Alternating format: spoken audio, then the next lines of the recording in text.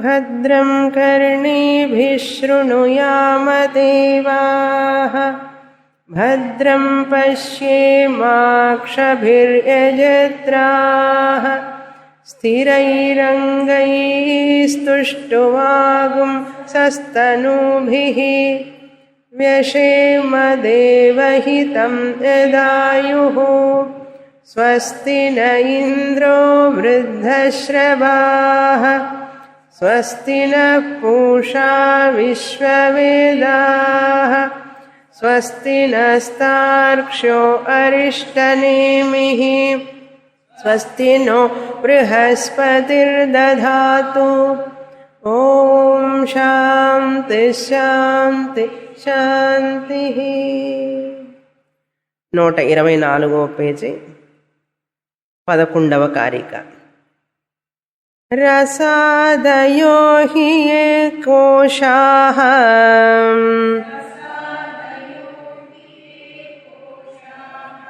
వ్యాఖ్యాతాస్తైత్తిరీయకే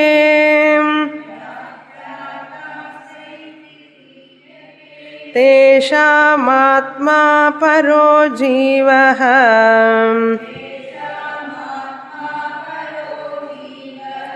కం యథా సంప్రకాశితః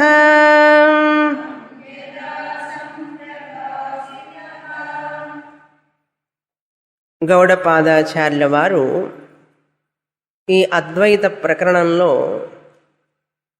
అద్వైత ఆత్మ మాత్రమే ఉన్నది, మరొక రెండవ వస్తువు నిజంగా లేదు అని స్థాపిస్తున్నారు. అద్వైతం అంటే రెండు లేనటువంటి అని అర్థం. అద్వైతం ఏమిటి? ఆ అద్వైత వస్తువు అంటే ఆత్మ అన్నారు. ఒక్కటే ఉంటే మరి ఇన్ని కనపడుతున్నాయి ఏమిటి అనే ప్రశ్న వస్తుంది. మన అనుభవానికి ఎన్నో కనపడినప్పటికీ కూడా, రకరకాలైన రూపాలు పేర్లతో కనపడుతున్నప్పటికీ కూడా అవన్నీ సత్యం కాదు. మనకు కనపడనటువంటి ఒక సత్యం, అది తురీయ ఆత్మ, అదే అద్వైతం అన్నారు. కనుక ఈ చూస్తున్నటువంటి జీవరాశులు, ఈ జగత్తు, ఈ శరీరం, ఇవన్నీ కూడా కనపడుతున్నాయి కదా అంటే, నీకు కనపడినప్పటికీ కూడా అవి సత్యం కాదని నేను నిరూపిస్తాను అంటున్నారు ఆయన. నీ కంటికి కనపడుతున్నాయి, నీ అనుభవానికి ఉన్నాయి. జగత్ అనేటటువంటిది నీ అనుభవానికి ఉన్నది కానీ వాస్తవంగా లేదు.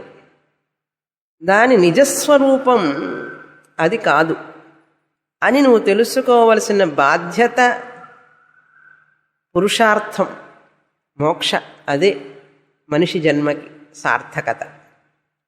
లేకపోతే మిగతా జీవరాశులకి నీకు ఏమీ భేదం లేదు అన్నాడు. అది అర్థం చేసుకోవడానికి నువ్వు చాలా ప్రయత్నం చేయాలి. చెప్పడం అయితే నా వంతు చెప్తాను, ఇది సత్యం కదా, ఎలాగైనా తెలుసుకోవాలి అని నీలో తీవ్రమైనటువంటి జిజ్ఞాస ఉంటే తప్ప నీవు తెలుసుకోలేవు. కొండలెక్కేవాడు పైకి ఎవరెస్ట్ శిఖరం ఎక్కాలి అంటే ఎంత కష్టపడతారండి. శరీరం బరువు తగ్గాలి ముందు, దానికోసం ఎన్నో తినకుండా మౌంటైనీరింగ్ అంటారు చూడండి. ఒకళ్ళే కాదు, ఎవరైనా సరే ఒక విషయంలో రాణించాలంటే వాళ్ళు పడే కష్టం, వాళ్ళ బయోగ్రఫీ చదవండి. ఆ బయోగ్రఫీ చదివితే మీరు అసలు ఆశ్చర్యపోతారు. దేనికోసం వాళ్ళు అంత కష్టపడుతున్నారు అవన్నీ చెప్తే మనకు అర్థం కాదు. మిస్ ఇండియా తీసుకోండి. ఒక మిస్ ఇండియా, ఆ మిస్ ఇండియా కావాలి అంటే ఎంత కష్టపడుతుందో చెప్పడానికి లేదు.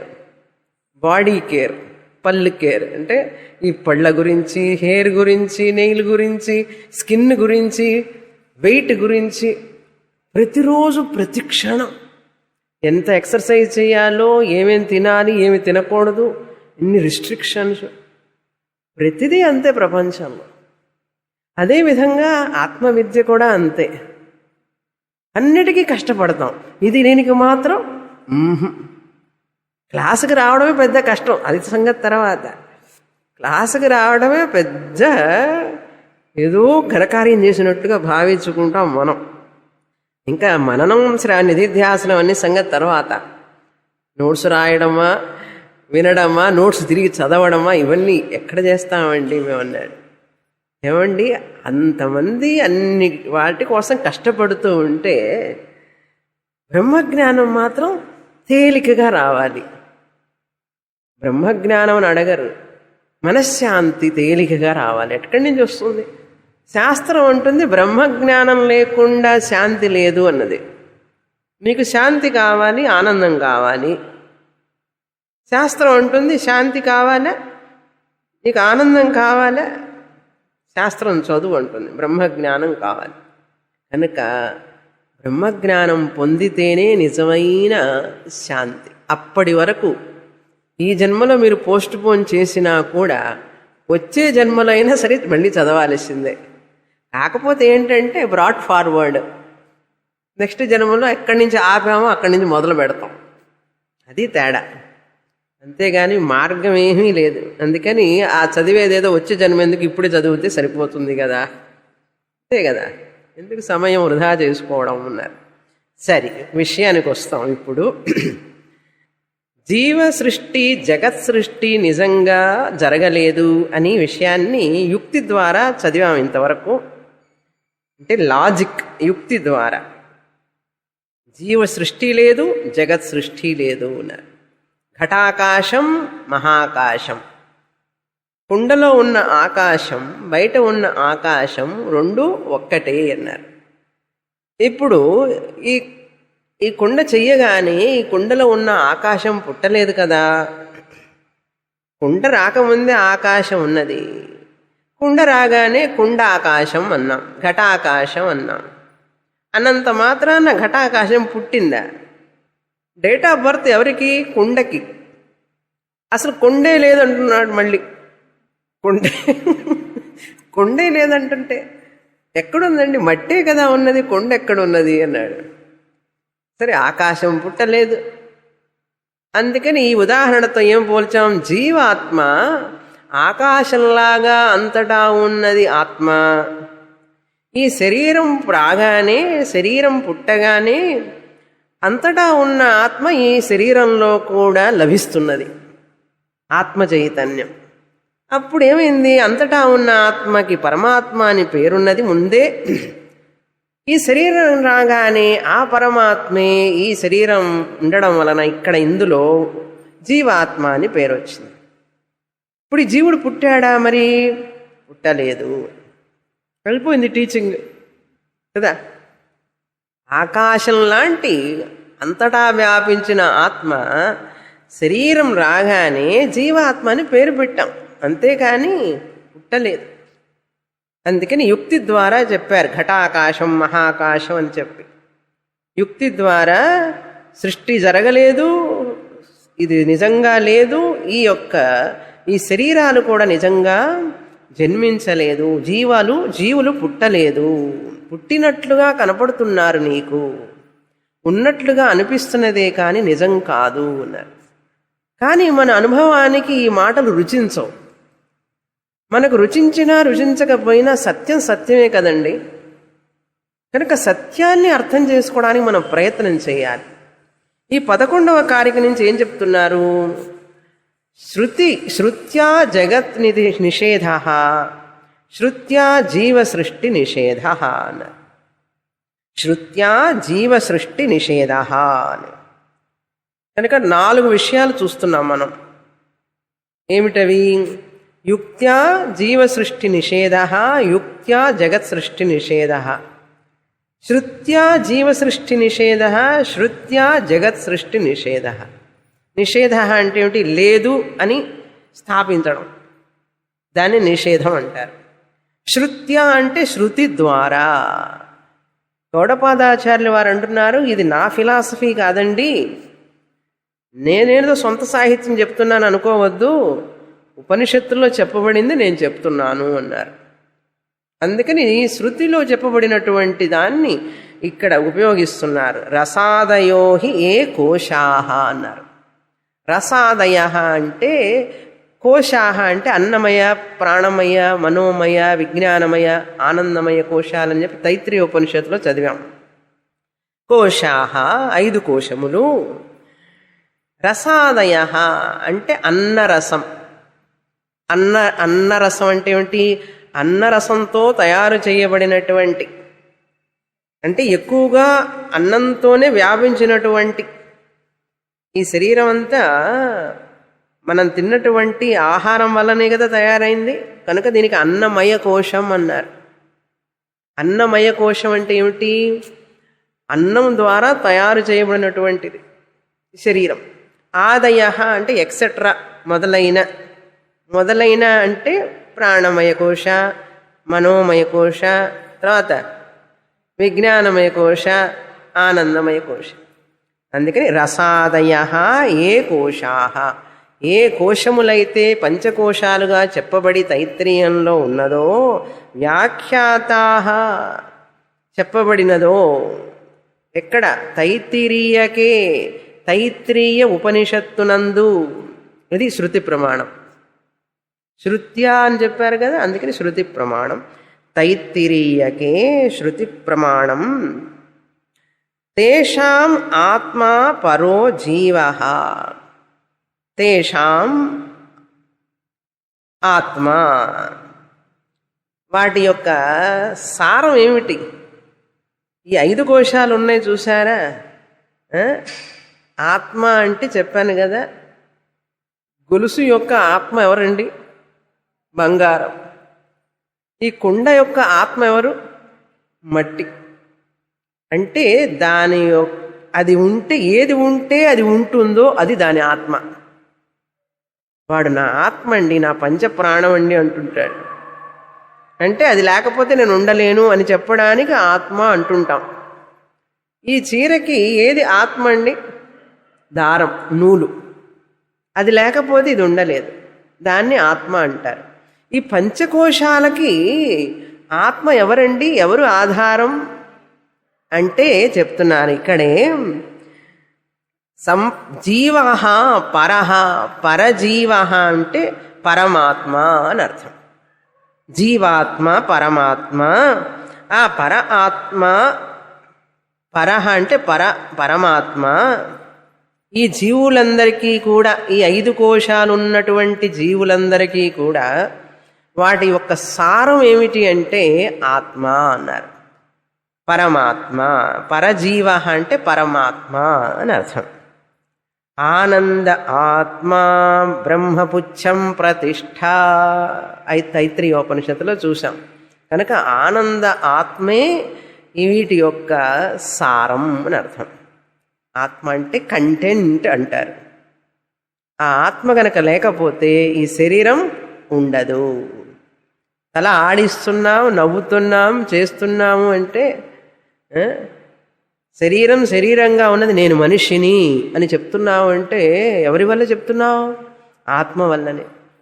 నేను గాలి తీసుకుంటున్నాను, ప్రాణం ఉన్నది నాకు, గాలి పీల్చుకుంటున్నాను అని ఎవరు చెప్తున్నారు? ఆత్మ వల్లనే. మనస్సున్నది నాకు, మనస్సు ఈ విధంగా ఆలోచిస్తున్నాను, ఎవరి వల్ల అంటే ఆత్మ వల్లనే, పరమాత్మ వల్లనే. అదేవిధంగా బుద్ధి పనిచేస్తున్నది, బుద్ధి నేను, నాకు తెలివితేటలు ఉన్నాయి అంటున్నా, ఎవరి వల్ల? తెలివిగల్ల వాడిని అంటే ఎవరి వల్ల అంటే ఆత్మ వల్లనే. ఆనందంగా ఉన్నాను ఆత్మ వల్లనే. కనుక వీటన్నింటికి కారణం, సారం ఆత్మ అంటున్నారు. ఈ 5 కోశాలకి వెనుక ఆత్మ ఉన్నది. ఆ కోశాలని, అన్నమయ కోశాన్ని, శరీరాన్ని శరీరంగా పనిచేయిస్తున్నది. ఇంటి దగ్గర నుంచి ఇక్కడికి రావడానికి శరీరం వస్తుందా? దానంతటా అది రాదు.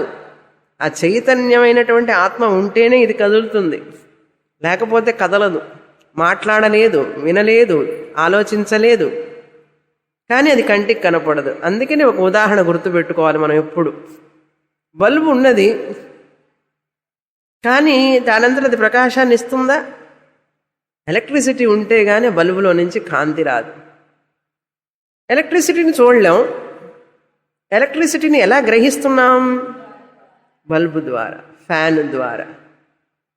అదేవిధంగా ఈ ఆత్మని ఎలా గ్రహించాలి మనం? ఇప్పుడు కంటితో చూడలేవు, కనపడదు. శరీరం కదులుతున్నది కాబట్టి ఇది చైతన్యం. చైతన్యం వల్ల కదులుతున్నది. చైతన్య ఆత్మ వలన ఆలోచిస్తున్నది. చైతన్య ఆత్మ వలన అన్ని పనులు చేయగలుగుతున్నాం. కళ్ళు ఇట్లా ఆర్పాలంటే కూడా ఆత్మ చైతన్యమే, లేకపోతే చేయలేము. ఈ సంగతి మనం గుర్తు పెట్టుకోవాలి. అంతే, మనం చేయగలిగింది పెద్ద పనేం లేదు. ఈ సంగతి గుర్తు ఉంచుకోవాలి. ఎలాగైతే బల్బు వెలుగుతుంటే ఎలక్ట్రిసిటీ గుర్తుంటుందా లేదా? బల్బు ఆరిపోతే ఎలక్ట్రిసిటీ పోయిందండి అంటే అప్పుడు తెలుస్తుంది. వెలుగుతున్నంతసేపు దాని విలువ తెలియదు. అదేవిధంగా ఈ శరీరం కదులుతున్నది అంటే దీన్ని నడిపించే చైతన్య ఆత్మని మనం జ్ఞాపకం పెట్టుకోవాలి ఎప్పుడు. ఏ విధంగా చెప్పారు? ఉదాహరణ, యథా ఖం అన్నారు. ఖం అంటే ఏమిటి? ఆకాశం. మనం ఆకాశం అంటే ఏం చెప్పాలి? స్థలం, చోటు. ఈ స్థలం గురించి నేను ఎలా చెప్పానో, ఘటాకాశం, మహాకాశం, ఈ కుండలో ఉన్న ఆకాశం స్థలము, ఆ బయట ఉన్న స్థలము ఒక్కటే. బయట ఉన్న స్థలాన్నేమో పరమాత్మగా పోల్చారు, ఈ కుండలో ఉన్న స్థలాన్ని జీవాత్మగా పోల్చారు. కనుక మహాకాశం, ఘటాకాశం ఒక్కటే అన్నారు. ఖం, యథా ఖం అంటే నేను ఎలాగైతే క్రిందటి శ్లోకాలలో ఉదాహరణగా చెప్పానో ఆకాశం స్థలాన్ని గురించి, ఇక్కడ కూడా అదే విధంగా మీరు అన్వయించుకోండి అంటున్నారు. కనుక మనం కుండను ఉపయోగిస్తున్నామా, కుండలో ఉన్న స్థలాన్ని ఉపయోగిస్తున్నామా? ఉపనిషత్తు మన బుద్ధిని పదును పెడుతున్నది. మనం ఆలోచించడం ఎప్పుడో మర్చిపోయినాం. జనం ఆలోచించడం, సునిశ్చితంగా ఆలోచించడం అలవాటు పోయింది. ఏంటి? సీరియల్స్ చూసి, ఈ సినిమాలు, సీరియల్స్, టీవీల్లో చూసే కూడా బుద్ధి అంతా కూడా ఫోన్ నెంబర్ గుర్తుండదు కదా, అన్నీ మిషన్లతోనే పనిచేస్తున్నాం, బుద్ధి పనిచేయడం. అందుకని ఉపనిషత్తు చదవడం చాలా కష్టం ఈ రోజుల్లో వాళ్ళకి. ఉపనిషత్తు ఏం చేస్తుంది? మన బుద్ధిని బాగా పదును పెడుతున్నది. ఏమన్నా వీళ్ళకి అర్థమవుతుందా లేదా అని చూస్తున్నది మనల్ని. అర్థమైందా? చూడండి ఎట్లా ఆలోచించాలి మనం. ఇప్పుడు ఈ కుండలో ఉన్న స్థలం, బయట ఉన్న స్థలం, పేర్లు మార్పు, పేరు మార్పే కానీ స్థలంలో మార్పు లేదు కదా. ఏమన్నా మార్పు ఉందా? అసలు స్థలానికి రూపం ఉందా? మీరు కుండ ఉపయోగిస్తున్నారా, కుండలో ఉన్న స్థలాన్ని ఉపయోగిస్తున్నారా? స్థలాన్ని. స్థలమే కదా అండి ఉపయోగిస్తున్నాను, కుండ ఎందుకు అంటారా? ఎలక్ట్రిసిటీయే కదా ఉపయోగిస్తున్నాను, బల్బు ఎందుకని అంటారా? ఫ్యాన్ ఎందుకు అని అంటారా? అనరు కదా. అది ఉంటేనే ఎలక్ట్రిసిటీ పనిచేస్తుంది, అవి లేకుండా ఎలక్ట్రిసిటీ ఉపయోగపడదు. అదేవిధంగా ఆత్మ చైతన్యం కూడా దానికి రూపం లేదు, కదలిక లేదు, ఏమీ లేవు దానికి. అది ఉంటేనే ఈ శరీరం పనిచేస్తుంది, ఈ శరీరం ఉంటేనే అది మనకు తెలుస్తుంది ఆత్మని. అందుకే ఎలక్ట్రిసిటీ లాంటి ఆత్మ చైతన్యం ఈ శరీరంలో ఉన్నది. ఇంతవరకు బాగానే ఉందండి. ఆ ఎలక్ట్రిసిటీ లాంటి చైతన్య ఆత్మ ఎవరండి అంటే, ఉన్నదండి లోపల అని అంటారా? నేను అనాలి. అది నేను అనకుండా ఏం చేస్తున్నాం? ఈ పౌడర్ డబ్బా ఖాళీ చేసి ఈ ముఖానికి రాసుకొని, ఈ ఫెయిర్ అండ్ లవ్లీలు రాసుకొని లక్స్ రుద్ది శరీరాన్ని, ఈ శరీరాన్ని నేను అనుకుంటున్నామన్నారు. బల్బును తుడవచ్చండి, బల్బు తుడవచ్చు, ఫ్యాన్ తుడవచ్చు. బల్బుగా ఉండడానికి, ఫ్యానుగా ఉండడానికి ఎవరు ఆధారం? నేనే అనకూడదు, ఎలక్ట్రిసిటీ. అందుకని శరీరంగా ఉండాలి అంటే లక్ష్మిగా, రామారావుగా, అంటే వాళ్ళ పేర్లతో,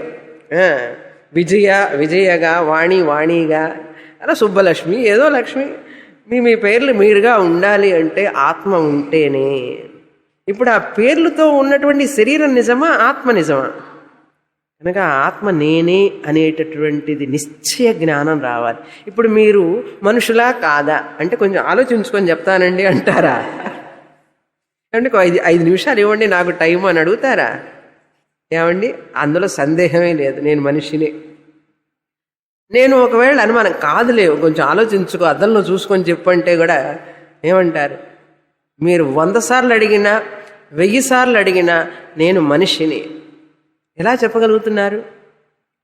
బికాజ్ మనకు దాంట్లో సందేహం లేదు అస్సలు. ఎవరు ఎక్కడ ఏ దేశానికి వెళ్ళినా నేను మనిషిని జ్ఞానం నాకు నిశ్చయంగా ఉందా లేదా? అంతటి నిశ్చయం రావాలి ఆత్మలో. అబ్బా, అంతటి నిశ్చయం రావాలి ఆత్మలో. యథాఖం అన్నారు. ఈ శరీరాలకు పంచకోశాలకు వెనుకాల ఆత్మ ఉన్నది, ఆ పరమాత్మే ఈ జీవాత్మగా పిలువబడుతున్నది అని తెలుసుకో అన్నారు. తర్వాత కారిక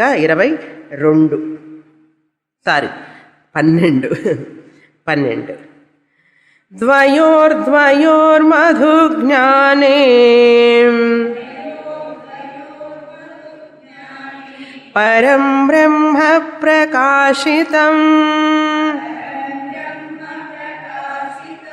పృథివ్యాముదరే చైవ యథాకాశః ప్రకాశితః.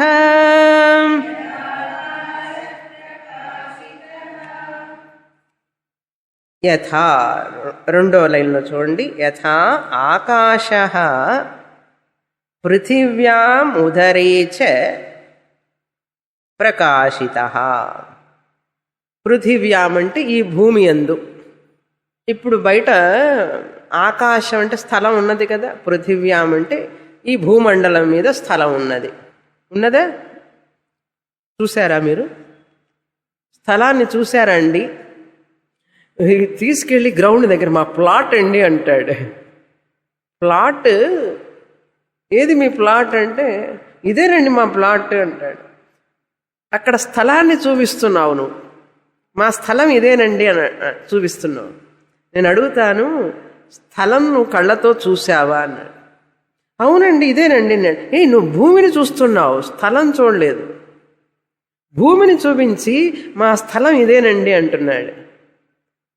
ఎప్పుడైనా ఆలోచించారా అసలు? ఇది నేను ఎప్పుడు చెప్పలేదు, ఇప్పుడే చెప్తున్నా. ఇంతవరకు నేను కూడా ఎప్పుడు చెప్పలేదు.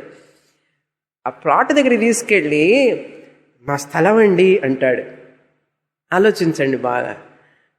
మా స్థలం అండి అని చూపిస్తున్నాడు. అక్కడ భూమి చూపిస్తూ మా స్థలం అంటాడు. నేనంటాను అది భూమి కదండి అని అంటాను. భూమి కాదండి స్థలం. నేను అడుగుతాను, స్థలం కనపడలేదు నాకు, భూమి కనపడుతున్నది అంటున్నాను. చూసారా ఎంత ఆలోచింపజేస్తుందో ఉపనిషత్తు మనల్ని. స్థలము భూమి ఈ రెండు గురించి చెప్పండి మీరు నాకు ఇప్పుడు. భూమి చూస్తున్నామా స్థలం చూస్తున్నామా? భూమి చూస్తున్నాం కానీ స్థలం చూడటం లేదు. స్థలం కనపడదు. భూమి మీద గీత గీసుకొని ఇది స్థలం అంటున్నాం మనం.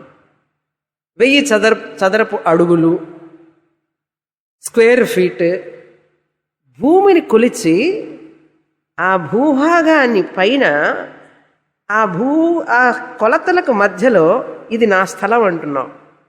ఆ స్థలం భూమి అది కనుక స్థలం కంటికి కనపడదు. గుర్తుపెట్టుకోండి, స్థలము కంటికి కనపడదు. చోటు అనేది కంటికి కనపడుతుందా? ఇప్పుడు మీరు కుర్చీలో కూర్చున్నారా, ఆ కుర్చీలో చోటు ఉంది, అది కంటికి కనపడుతున్నదా? దానికి ఆకారం లేదు కదా. పృథివ్యాం ఈ భూమి మీద స్థలం ఉన్నది, చోటు ఉన్నది. చోటునే స్థలం, స్థలంనే ఆకాశం అంటారు. ఎందుకు స్థలం స్థలం అని చెప్తున్నానంటే ఆకాశం అనగానే మనం పైన చూస్తాం. మన తెలుగులో ఆకాశం అండి అంటారు. సంస్కృతంలో ఆకాశం అంటే ఇక్కడ స్థలం. తమిళంలో చెప్పాలంటే ఎడవళి అంటారు. ఎడవళి అంటే స్థలము, చోటు. మీరు ఎక్కడ కూర్చున్నారు ఇప్పుడు? స్వామిని ఇది ఏం క్లాస్ అండి అని అడుగుతారు మీరు ఇప్పుడు నన్ను. మీరు స్థలంలో కూర్చున్నారు, అందుకని మీరు ఇక్కడికి రాగానే అక్కడ స్థలం ఉందా నేను కూర్చోనా అంటారు. భూమి ఉందా నేను కూర్చోనా అని అడగరు. స్థలం ఉన్నదా నేను కూర్చోనా అని అడుగుతారు. నాకు స్థలం ఉన్నదా అక్కడ అని అడుగుతారు. ఉన్నది కూర్చోండి, నీవు ఏదో చూసినట్లుగా. వాడేదో చూసినట్టుగా కూర్చుంటాడు. అంటే నేను కూర్చోవడానికి ఉన్నది కాబట్టి అక్కడ ఉన్నది అని తెలుసుకుంటున్నాను, అది విషయం. ఇప్పుడు స్థలం ఉన్నదా లేదా? ఉన్నది. ఎలా తెలుసు మీకంటే నేను కూర్చున్నాను కదా. కానీ నువ్వు చూసావా? నేను కూర్చున్నాను కాబట్టి అక్కడ స్థలం ఉండి తీరాలి. సరే, ఈ భూమి మీద స్థలం ఉన్నది కదా. మనం పుట్టిన తర్వాత ఇంతలాగా మీరు ఎప్పుడు ఆలోచించి ఉండరు, ఫస్ట్ టైం అనుకుంటాను. ఈ విధంగా తీవ్రంగా ఆలోచించడం అనేది అసలు ఒక్కొక్కసారి it beyond, it goes above head. Try చేద్దాం. ఓకే, ఉదరే అంటున్నారు తర్వాత. చూడండి, ఉదరే. ఉదరం అంటే పొట్ట. పొట్ట లోపల స్థలం ఉన్నదా? మీరు చూసారా? ఉన్నదండి. ఎంత బాగా చెప్తారు. చూసారా? మీరు చెప్పేది లాజిక్. ఇప్పుడు ఆ పొట్టలో ఖాళీ లేకపోతే 4 ఇడ్లీ లోపలికి ఎట్లా వెళతాయి? 4 ఇడ్లీ వెళుతున్నాయి కాబట్టి పొట్టలో స్థలం ఉండి తీరాలి. ఇది లాజిక్, మన లాజిక్. ఉదరంలో స్థలం ఉన్నది.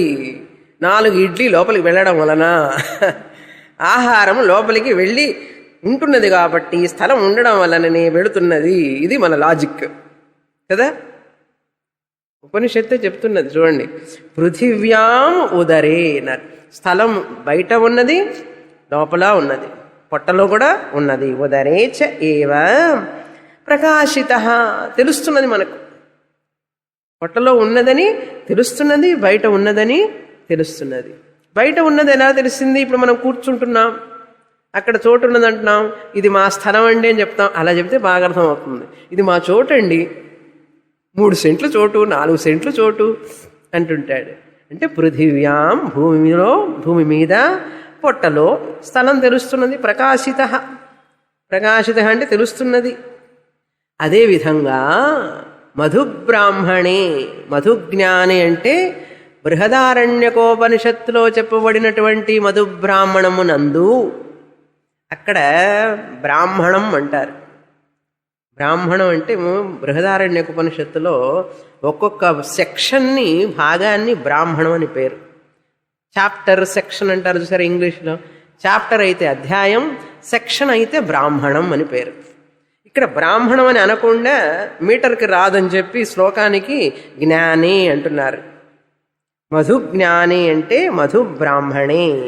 బృహదారణ్యకోపనిషత్తులో చెప్పబడినటువంటి మధుబ్రాహ్మణే అని అర్థం. మధుబ్రాహ్మణి. ఏం చెప్పబడింది మధుబ్రాహ్మణంలో అంటే, మధుబ్రాహ్మణంలో చెప్పబడినటువంటి పరం బ్రహ్మ ప్రకాశితం. మధు అంటే ఏమిటి? తేనె. మధు అంటే తేనె. తేనె తీయగా ఉంటుంది. తేనె తీయగా ఉంటుంది. అందుకని భార్యని హనీ హనీ అంటుంటాడు. పెళ్ళైన తర్వాత హనీమూన్కి పోతా ఉంటాడు. అక్కడ ఏమైనా హనీ ఉంటుందా ఏమిటి? హనీమూన్ ఏమిటండి? మూను ఉండదు, హనీ ఉండదు. మరి హనీమూన్ వెళ్తున్నానంటాడేంటి? అంటే చంద్రలోకానికి వెళుతున్నావా? పోనీ హనీ ఉంటుందా అక్కడ ఏమన్నా అంటే? తేనె తుట్టెలవన్నీ ఉంటాయి, మీరు రోజు హనీయే తాగుతామండి అక్కడంటే పోనీ హనీ అనుకోవచ్చు. హనీ లేదు, మూను లేదు. మరి ఈ హనీమూన్ ఏమిటి నాకు అర్థం కాదు. సరే, మనకిష్టమైన దాన్ని హనీ అంటాం. ఫస్ట్ భార్యని హనీ హనీ అంటాడు, తర్వాత మనీ మనీ, తర్వాత శని శని. జోక్గా చెప్తున్నా. మనకి ఇష్టమైన దాన్ని హనీ, సో స్వీట్ అంటుంటాం. ఉపనిషత్తు చెప్తోంది ఆత్మ అనేటువంటిది చాలా తీయనైనటువంటిది. అందుకని నన్ను నేను ఇష్టపడినంతగా మరెవ్వరిని ఇష్టపడను ప్రపంచంలో. ఇది సత్యం. యాక్చువల్గా నన్ను నేను ప్రేమించుకున్నంతగా మరెవరిని ప్రేమించుకోలేను.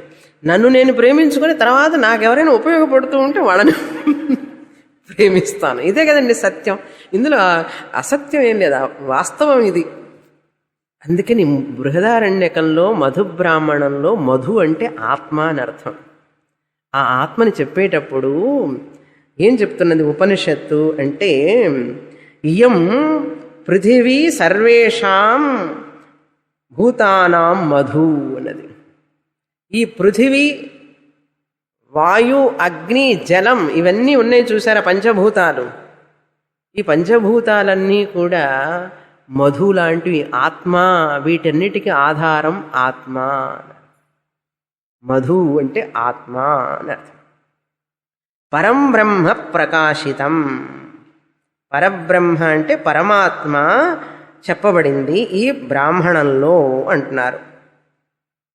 ద్వయోహో ద్వయోహో. ద్వయోహో ద్వయోహో అంటే వ్యష్టి సమష్టి. అధ్యాత్మం వ్యష్టి, మైక్రో. మైక్రోవేవ్ కాదండి, మైక్రో. అందరిలో మైక్రోవేవ్లు ఉన్నాయి ఇప్పుడు. మైక్రో అంటే వ్యష్టి, వ్యక్తి.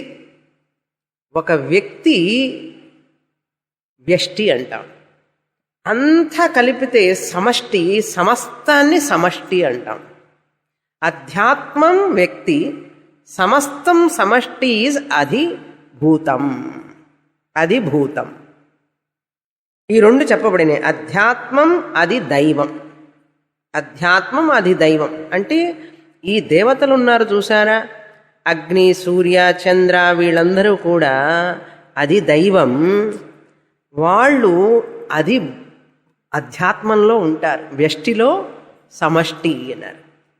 అందుకని మన చేతులు, కళ్ళు, కాళ్ళు, చక్షుష సూర్య, రసనాయ వరుణ.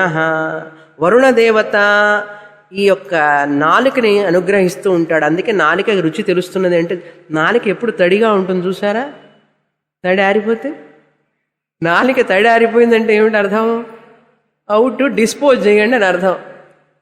అంటే ఆ నీరు వరుణ దేవత ఆ యొక్క రసనేంద్రియాన్ని పనిచేయిస్తుంది, అనుగ్రహిస్తూ ఉంటుంది, ఆశీర్వదిస్తూ ఉంటుంది.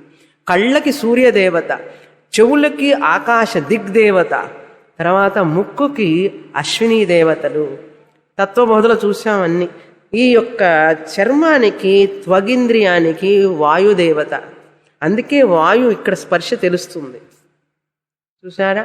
దీన్ని అధిదైవం అన్నారు. ఈ అధ్యాత్మం, అధిదైవం, ఈ రెండింటికి ఆత్మ, పరం బ్రహ్మ. ద్వయోహో ద్వయోహో. దీన్నే జంట అంటారు. అధ్యాత్మం, అధిదైవం. అధిదైవం అధ్యాత్మంలో ఉంది. అధ్యాత్మం అన్నీ కలిపితేనే అది దైవం అవుతుంది. వ్యష్టి సమష్టి అని అర్థం. వ్యష్టి సమష్టి. ఈ రెండింటిలో ఉన్నది ఏమిటి అంటే ఏకాత్మ అని అర్థాలు. ఆకాశ పృథివ్యాం ఉదరే యథా. ఎట్లయితే ఆకాశం ఈ ఉదరమునందు బయట ఉన్నదో అదేవిధంగా పరం బ్రహ్మ పరమాత్మ ఈ వ్యష్టి అధ్యాత్మంలోనూ ఉన్నాడు, అది దైవంలోనూ ఉన్నాడు. సమష్టిలో ఉన్నది ఆయనే, వ్యష్టిలో ఉన్నది ఆయనే. ఇప్పుడు ఆకాశమే కదా, బయట ఉన్నది, లోపల ఉన్నది.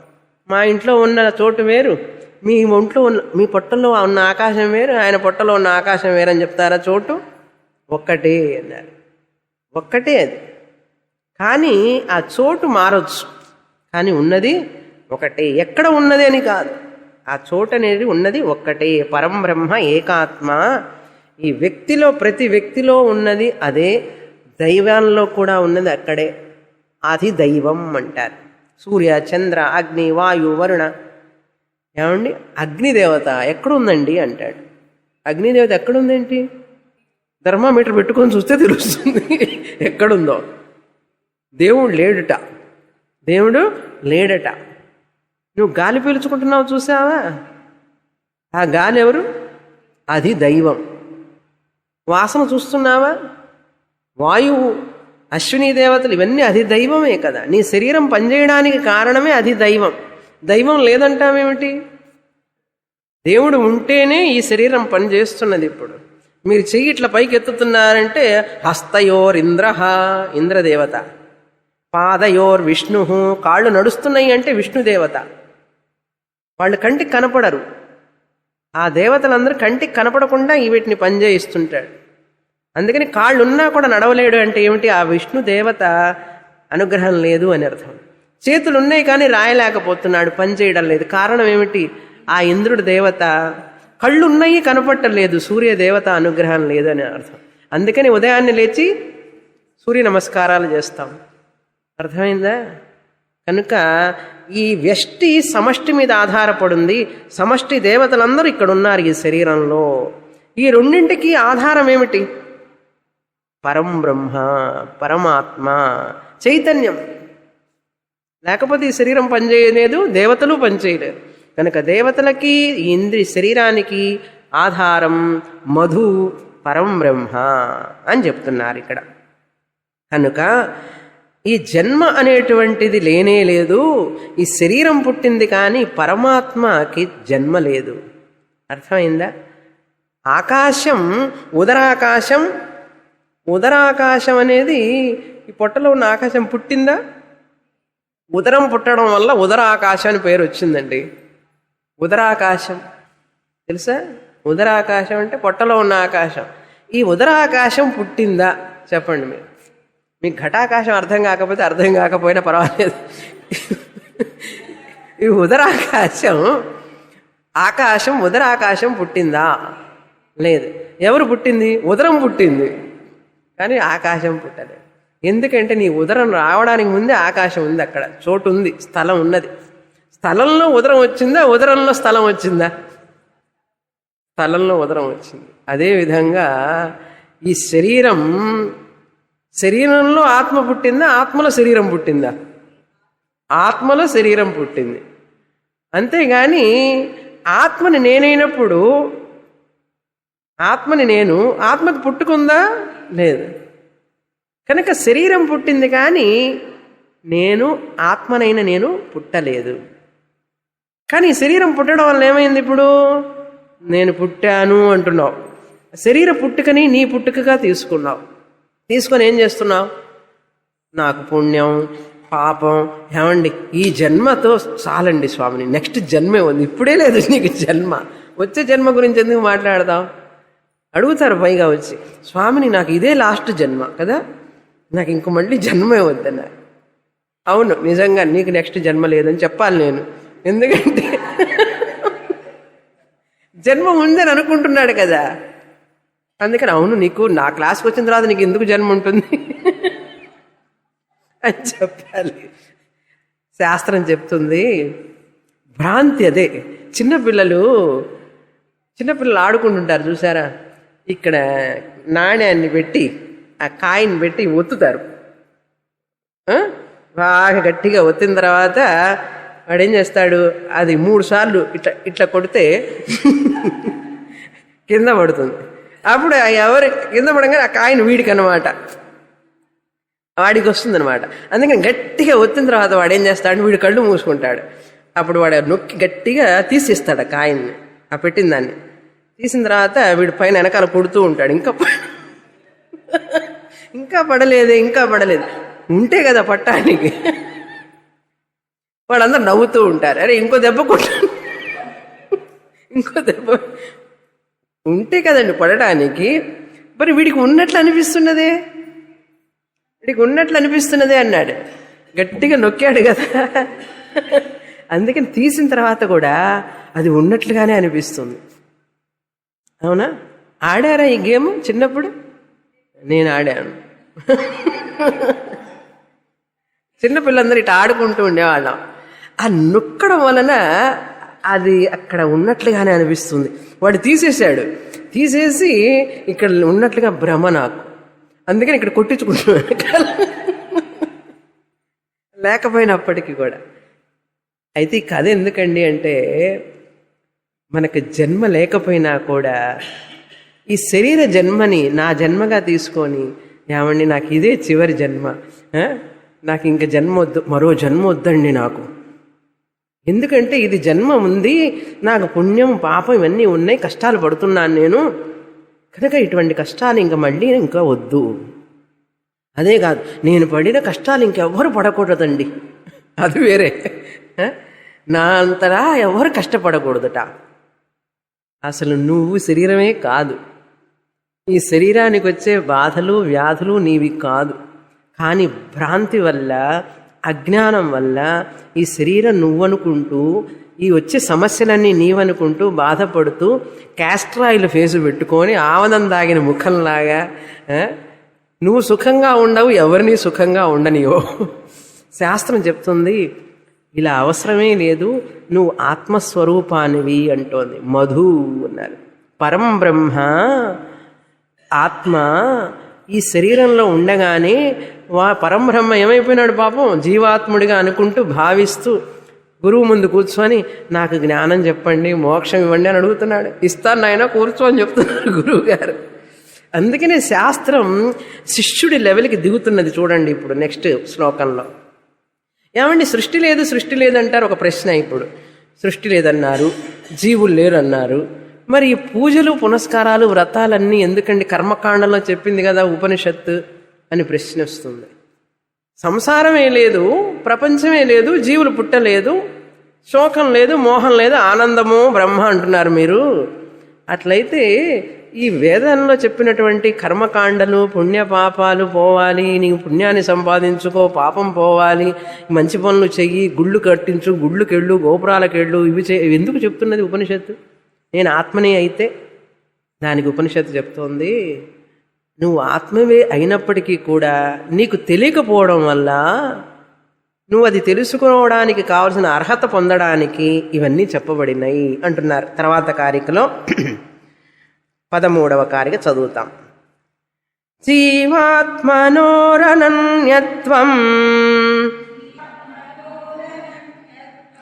అభేదేన ప్రశస్యతే నానాత్వం నింద్యతే యచ్చ తదేవం హి సమంజసం.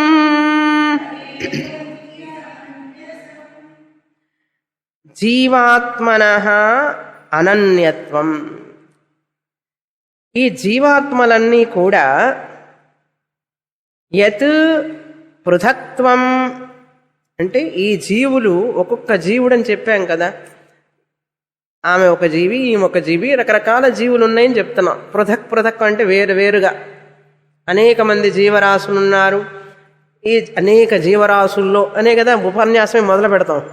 అనేక జీవరాశులని చెప్తున్నాం కదా, వాళ్ళకి సంచిత కర్మ ఉంది, ఆగమ కర్మ ఉంది, ఈ కర్మలు ఉన్నాయి, ఆ కర్మలు ఉన్నాయి, పుణ్యం ఉంది, పాపం ఉంది అని చెప్తున్నాం కదా. ఇవన్నీ పృథక్ పృథక్ వేరు వేరుగా అన్నీ వాళ్ళ వాళ్ళ కర్మల ప్రకారం జరుగుతుంటాయండి అని చెప్తూ ఉన్నారు కదా.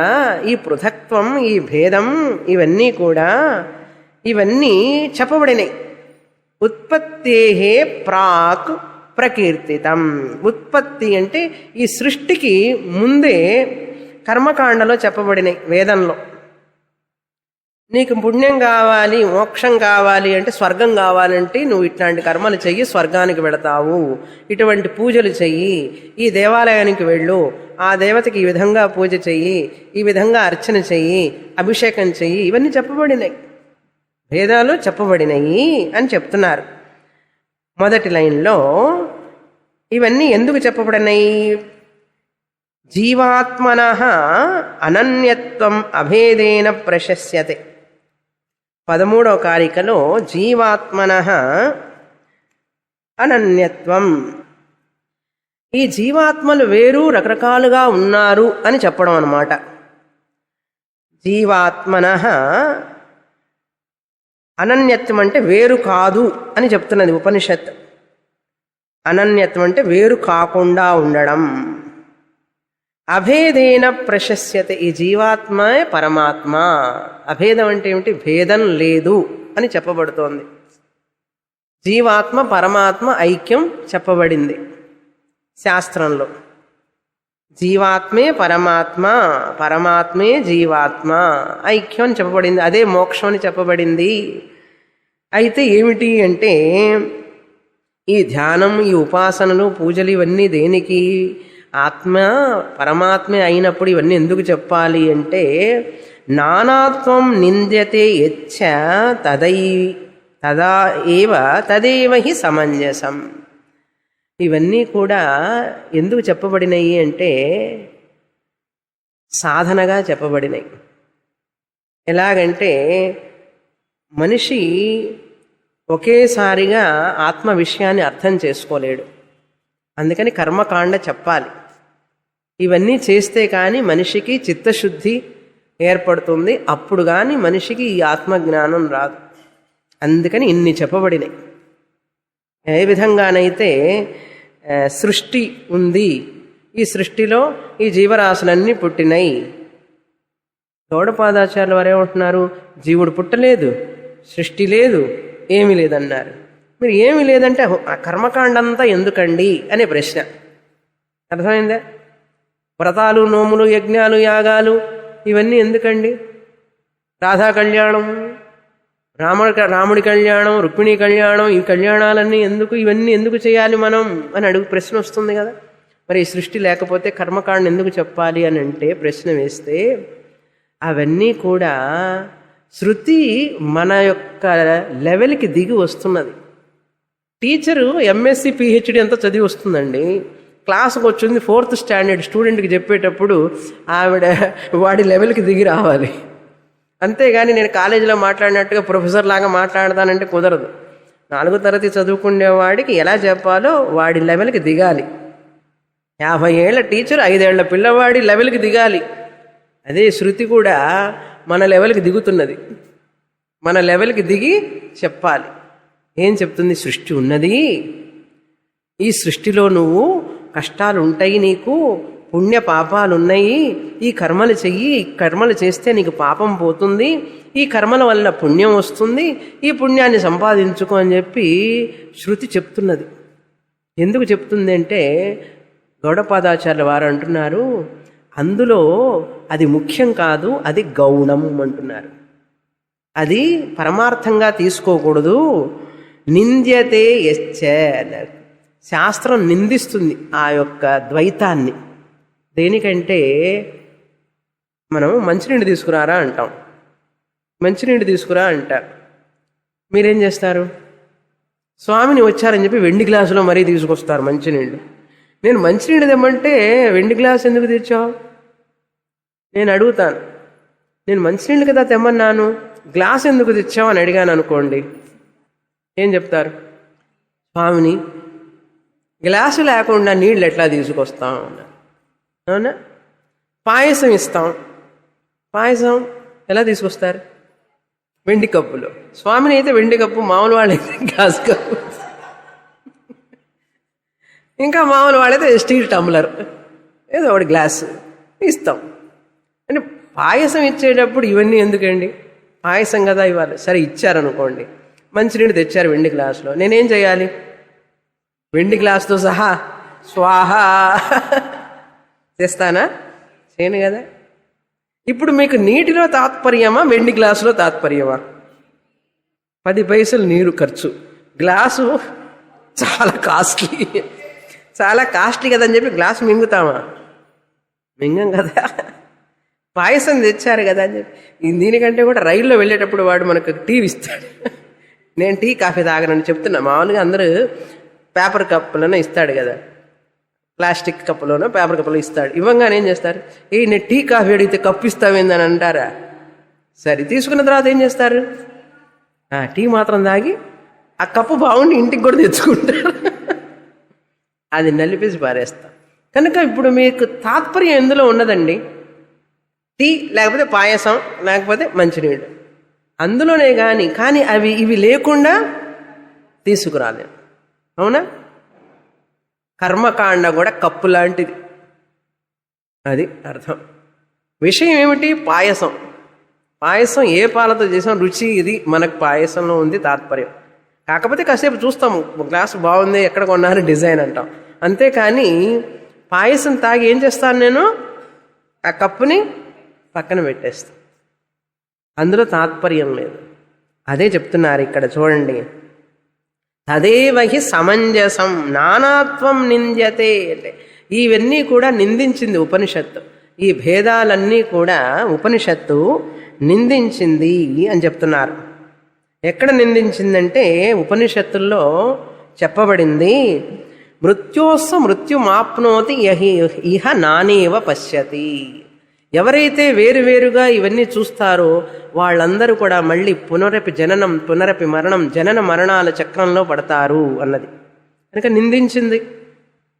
అన్యోసౌ అన్యోహమస్మీతి నస వేద అని ఉపనిషత్తులో చెప్పబడింది. దేవానాం పశు, దేవతలు వేరు నేను వేరు అని పూజ చేస్తే, ఏ ఉపనిషత్తు అయితే కర్మకాండలు చెప్పి ఈ హవిస్సులన్నీ దేవతలకు వెయ్యండి అని చెప్పిందో అదే జీవిత పరమార్థంగా తీసుకోకూడదు, అల్టిమేట్ రియాలిటీగా తీసుకోకూడదు. అలా తీసుకుంటే వాళ్ళు పశువుతో సమానం అన్నది ఉపనిషత్తు. ఏ ఉపనిషత్తు అయితే ద్వైతాన్ని చెప్పిందో అదే ఉపనిషత్తు ద్వైతాన్ని నిందించింది. ఏం చెప్పిందో తెలుసా? వీడు దేవతలకి జీవితాంతం హవిస్సులు ఇస్తూ ఉంటాడు, దేవతలకి చాకిరీ చేస్తుంటాడు గాడిదలాగా అన్నది. దేవానాం పశు అంటే ఏమిటి? గాడిద ఏం చేస్తుంటుందండి? బరువు మోస్తూ ఉంటుంది.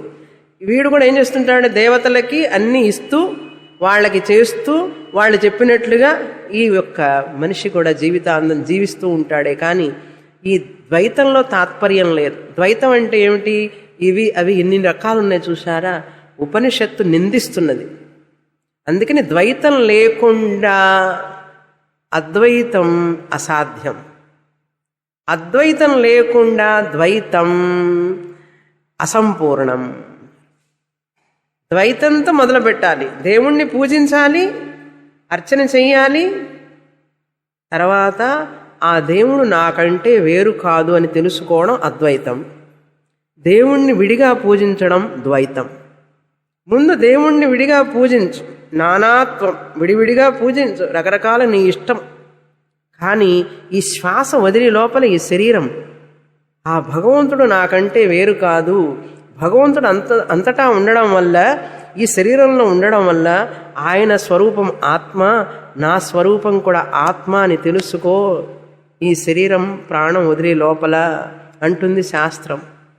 కనుక ద్వైతంతో మొదలు పెట్టాలి, అద్వైతంతో సమాప్తి కావాలి. అద్వైతం అసాధ్యం ద్వైతం లేకుండా.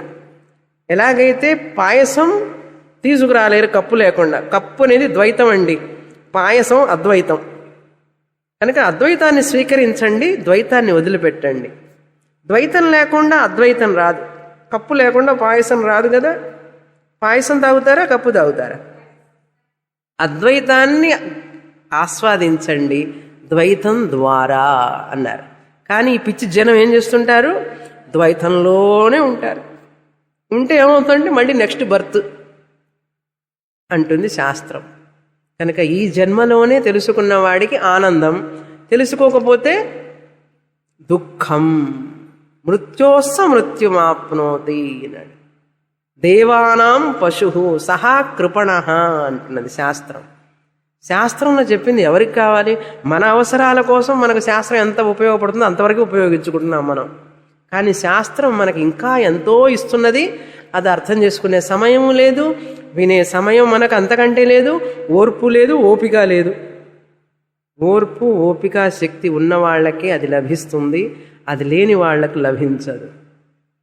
కావాలనుకున్న వాడికి వస్తుంది.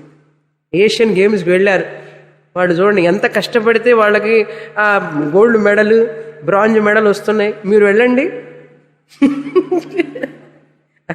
సంపాదించండి ఒక మెడల్, బ్రాంజ్ మెడల్ కనీసం. అసలు మీకు ముందు అలవెన్సే ఇవ్వరు, వీసావే ఇవ్వరు. వాళ్ళు ఎంత కష్టపడితే వెళ్ళి సంపాదిస్తున్నారు మెడల్స్. ఒక్కడు సంపాదించింది ఇండియా ఇప్పటికి. ఎంత కష్టం తెలుసా? అదేవిధంగా మోక్షం అనేటువంటిది, ఆత్మజ్ఞానం, ఈ యొక్క శాంతి ఆనందం అనేటువంటిది సాధన చేయకుండా రావు. నానాత్వం నింద్యతే అన్నాడు.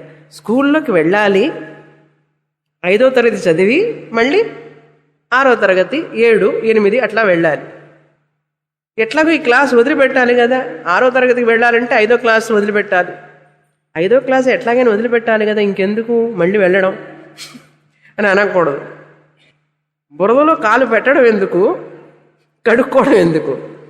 అడుసు తొక్కనేల కాలు కడగనేలా అంటారు తెలుగులో సామెత, తెలుసా? అడుసు తొక్కనేల కాలు కడగనేల. ఏమండి కాలు పెట్టి అందులో అన్నది, కాలు మండి పెట్టి తీసిన తర్వాత కడుక్కో అన్నది. ఏమండి కడుక్కోవడం కోసం అందులో ఎందుకు పెట్టడం అన్నది. అలా అడగకూడదు. క్లాసులో నువ్వు ప్రవేశించావు అంటే పై క్లాసుకి వెళ్ళావు. పై క్లాసుకి వెళ్ళాలంటే క్రింద క్లాస్ చదివితేనే కదా వెళతావు. ఏమండి పై క్లాసుకి ఎట్లాగో వెళ్ళాలి కదా, ఇప్పుడే వెళతానన్నాడు. ఇప్పుడే వెళ్ళలేవు, ఈ క్లాసు ద్వారానే వెళ్ళాలి అన్నాడు. కానీ ఈ క్లాసే బాగుందండి, మా టీచర్ గారు బాగున్నారు, ఇక్కడే కూర్చుంటాను. ఎందుకంటే ఇవిడైతే చాక్లెట్లు ఇస్తుంది, చిన్న క్లాసు కదా, వాడు చాక్లెట్లు ఇస్తుంటారు, అందుకని అక్కడే కూర్చుంటారా? జీవితాంతం కూర్చుంటే మీ అమ్మ నాన్నలకి ఇష్టం ఉండదు, టీచర్కి అంతకంటే ఇష్టం ఉండదు.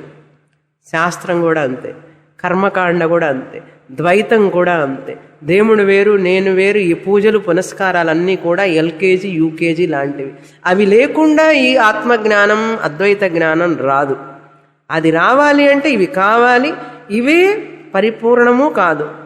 దీనితోనే మనం జీవితం గడిపితే ఇది అసంపూర్ణం. కనుక ఏం చేయమంటారండి ఇప్పుడు అంటే, పూజ చెయ్యండి, ధ్యానం చెయ్యండి, జపం చెయ్యండి.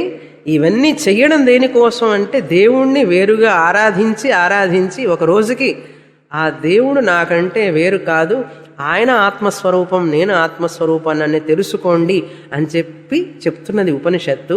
అందుకని ముందు ద్వైతాన్ని చెప్తుంది, ద్వైతంలోనే పూజించండి దేవుణ్ణి విడివిడిగా అని చెప్తుంది. అదే శాస్త్రం నిందిస్తుంది మళ్ళీ. ఎప్పుడు 6 ఏళ్ళప్పుడు పూజించావు, 16 ఏళ్ళప్పుడు పూజించావు. ఎలా? నువ్వు స్వామివి, నేను దాసుణ్ణి, నా కష్టాలన్నీ తీర్చు. 6 ఏళ్ళు 16 ఏళ్ల వయసు ఓకే, 26 ఏళ్ళకి కూడా ఓకే, కానీ 60 ఏళ్లకు కూడా అట్లా పూజిస్తూ ఉన్నావంటే శాస్త్రం ఏం చేస్తుంది? నీకు ఈ జన్మకు కాదు వచ్చే జన్మకు చెప్తుంది. అంతే, ఇంకేం చేయలేదు శాస్త్రం. అందుకని శాస్త్రం కూడా ఫోర్స్గా అందరినీ కంపెల్ చేయదు. నీ ఇష్టం, నీకు ఎప్పుడు రావాలంటే అప్పుడు రా. తప్పుతూనే ఉంటాను నేను, ఈ పరీక్షలో క్లాసులో ఇక్కడే ఉంటానంటే ఏం చేస్తాం? అమ్మ నాన్న కూడా ఏం చేయలేరు. తప్పుతూ ఉంటాడు వాడు, అంతే. ఉద్యోగం రాదు, ఏమీ ఉండదు, జీవితంలో సెటిల్మెంటే ఉండదు. అదేవిధంగా మన జీవితంలో కూడా మానవ జన్మ ఎత్తిన తర్వాత మనం ఇలాగే అజ్ఞానంతో ఉంటూ ఏదో ఈ పుట్టకూటి కోసం 4 రాళ్ళు సంపాదించుకోవడానికి పొద్దున వెళ్ళి 6 గంటల నుంచి రాత్రి 10 గంటల దాకా పనిచేస్తున్నాడు. జీవిత పరమావధిని మర్చిపోయి 4 ఇడ్లీ తింటాడు, అంతకంటే ఏం తినగలడా మనిషి? ఎంత చెప్పినా, ఎంతమంది మహానుభావులు వచ్చి ఎన్ని శాస్త్రాలు చెప్పినా కూడా మనిషికి చురుక్కుమని కూడా అనిపించడం లేదంటే వాడికి ఎంత అజ్ఞానం ఉన్నదో ఊహించండి. కనుక నానాత్వం నింద్యతే. నానాత్వం అంటే ఏమిటి? భేదాన్ని నిందిస్తున్నది ఉపనిషత్తు. తదేవ సమంజసం. కనుక ఆ యొక్క భేదాన్ని నిందించడం సమంజసం. ఇంట్రడ్యూస్ చేస్తుంది ఫస్ట్ భేదాన్ని, తర్వాత భేదం కాదు, ఇది కాదు సత్యం, అభేదమే అంటే భేదం లేని స్థితే సత్యం అంటుంది. అంతేకాని ఈ పూజలు మనం చేసేవన్నీ కూడా మళ్ళీ క్లాస్ అయిపోగానే అక్కడ అయ్యప్ప ప్రసాదం ఉంది, అది పెట్టుకోండి, అది ద్వైతం, ఇది అద్వైతం. కనుక ద్వైతాన్ని ఆచరిస్తూ అద్వైతానికి రావాలి. ద్వైతానికి నుంచి ఆచరిస్తూ రావాలి అంటే విలువలు పాటించాలి, నియమాలు పాటించాలి, నియమ నిష్టలు ఉండాలి, మనిషికి జీవితంలో ఒక డిసిప్లిన్ ఉండాలి. ఇవన్నీ రావడానికే మన యొక్క ఈ యొక్క పూజలు ఇవన్నీ కూడా, దేవాలయాలు ఇవన్నీ. కనుక ఏది ఎందుకు పెట్టారని తెలుసుకోకపోతే మూర్ఖులమని అర్థం. కనుక సమయాన్ని టీవీల ముందు, ఇంట్లో వంటగదిలోనే సమయం గడపటం కాదు కావాల్సింది. విద్యను ఆర్జించాలి మనిషి. చనిపోయే లోపల విద్యను ఆర్జించి ఆ జ్ఞానాన్ని పొందకపోతే పశువుకి మనిషికి తేడా లేదు. అర్థమైందా? అందుకని అప్పుడప్పుడు చురుక్కుమనేటట్టు మాట్లాడతాను. అలా అంటే కానీ మనం కొంచెం ఆలోచించాం. నేను చెప్పలేదు, శాస్త్రం చెప్తోంది. పూర్ణమదః పూర్ణమిదం పూర్ణాత్ పూర్ణముదచ్యతే పూర్ణస్య పూర్ణమాదాయ పూర్ణమేవావశిష్యతే. ఓం శాంతి శాంతి శాంతి. హరి ఓం. శ్రీ గురుభ్యో నమః. హరి ఓం.